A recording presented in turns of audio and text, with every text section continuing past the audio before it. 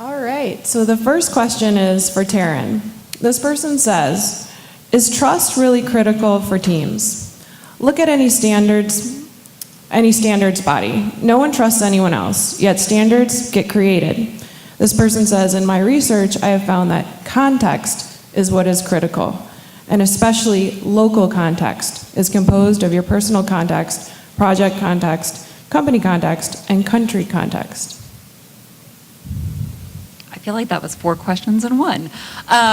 So trust versus context, which is more important? I think that context is vital for any of the collaborative modes that I talked about. Hopefully, if you're going to a board meeting or a town hall and you're going to have informative collaboration, you know why you're attending and why you're invited and what's going to be discussed.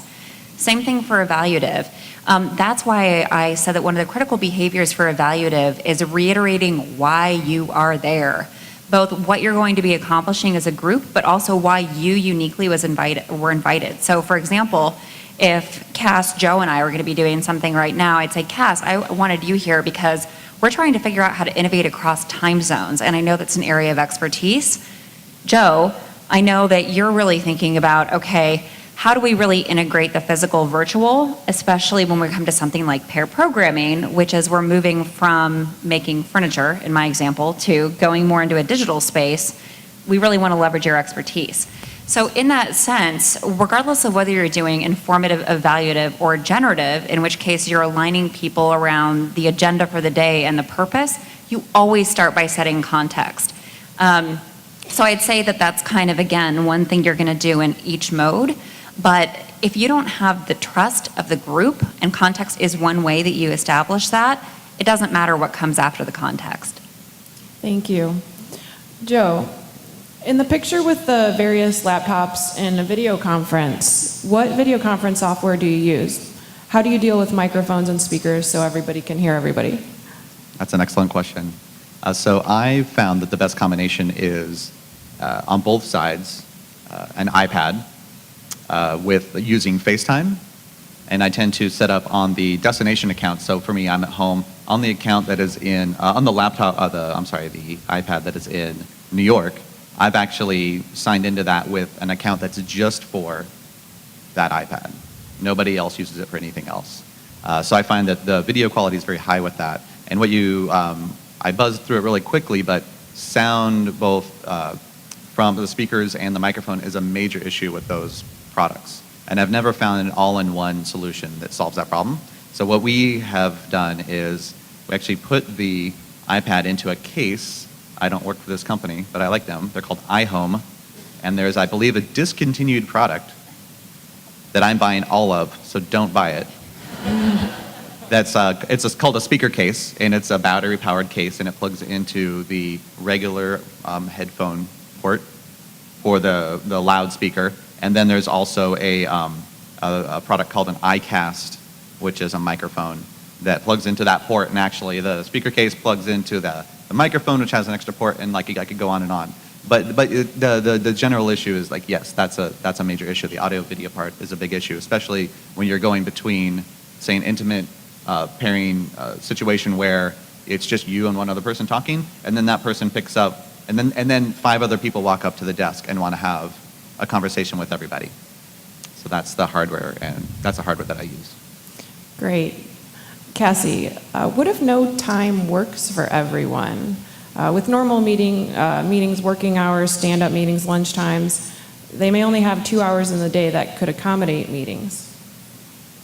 That's really close. I would start off saying that the meetings you're scheduling are broken. If you're actually having a day where you're only giving your employee 2 hours in the middle of the day and you know that you have remote workers, you may first want to establish, do I actually need all these meetings? You might have too many meetings. There are things you can do. We do at our company a morning scrum that is 10 minutes. It is scheduled at that chunk of time we said is good. It's at 9. And so it's just 10 minutes. Everyone does a check-in, and then you can schedule follow-ups afterward that fit in kind of paired groupings if you need it. If you really have some day that you need to check in and you cannot find a time that day for that meeting, You can look at just a remote back and forth. I do love the simple tool like Google Drive, where you can put in all your notes, they can leave comments, you can see them working on it, and then doing an email. This is where I'm going to break Sarah's rule, but because they're in a drastically different time zone than you, if they send you an email in the morning like, hey, here's the Google Doc of what I did today, here's all my notes, here's all my questions, can you address this? And ping me when you've addressed all these questions. So getting it all into one doc, one place that you can all do back and forth comments on it. You can also see the history and see if someone left a comment and then erased it. Google Drive is free. I think that's really great. So that's a way in those times that you can't have meetings to just have set email times that you know everyone's checking in, and you promise, like, I'm going to check your 7 a.m. email that you sent to me and I'm going to get back to you by 8 a.m. my time. But again, I think there's a bigger problem if you actually have a company that every day you cannot find a time to have meetings with your remote people. Yeah. All right, this next one is for Teryn. I'm an interaction designer and have tried generative collaboration remotely, but haven't had a lot of success. Can you talk about how your team made this work?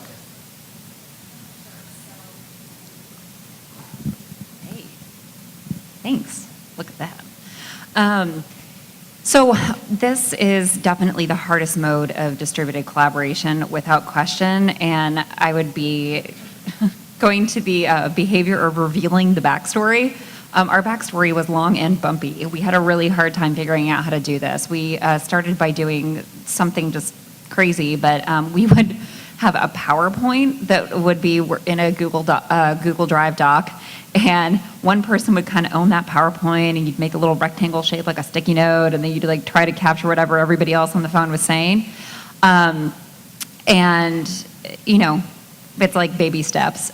We thought about what didn't work for that, which again is it can't really support that everybody is often trying to contribute at once, or that building behavior again, where somebody's really put something up visually and you're like, oh yeah, that sparked that great idea, I want to build on that.